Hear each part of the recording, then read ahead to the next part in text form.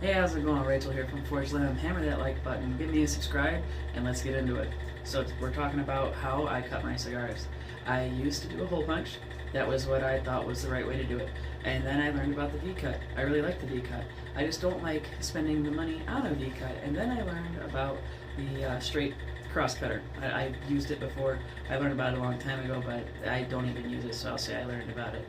I didn't like how it cut clean across and caused tobacco bits to get in my mouth, but what I learned, you can do just as good with a knife. This is actually a little knife that I made. This is actually my little EDC I take out when I go out into the woods for foraging, actually, or really anything, skinning deer, whatever it might be. And I gotta say, when it comes to cutting a cigar, I feel there is more that is put into it, more stock put into it than there should be. I also use, this has been my most commonly used one lately, is a little herb cutter. I forged out of an antique file, and the file is from the Industrial Revolution, which to me makes it extra exciting, extra cool to me to breathe new life into a tool that was, broken and more or less no longer usable. It was dull. It probably could be resharpened, but I'm not resharpening a dull, broken file. And yeah, so this thing right here, it's got, the nice little grip. You just get it, you just do a little score. That's what I do. And then I cut each little sector off, and that's how I go about it. It cuts right through it, makes a good cut, romanticizes it a bit for me, I guess you could say. And with this one right here, it's really, it doesn't take much. You can just take this, you can just take a cigar, go one way this way, turn it, and go 90 degrees, and then this way. And that could be just enough. For me, I've had that cause nicotine build up at the end of the cigar. I don't like it very much. It actually stained my fingers before I realized what was going on, that I was having nicotine collect at the base of the cigar, head of the cigar, I think they call it. And yes, there's some things I have learned. As they say, there's a curve, a learning curve, and that was my learning curve.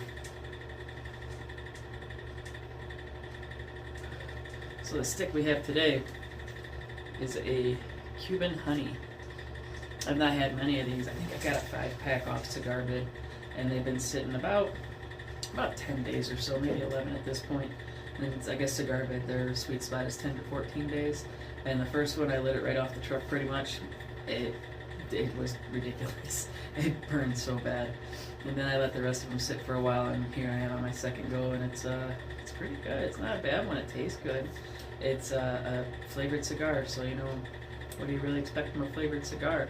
I expect to taste the flavor of the cigar, not a whole lot of notes, and I just like to enjoy it, kick back, let it match my mood, which this one seems to be working pretty good right now.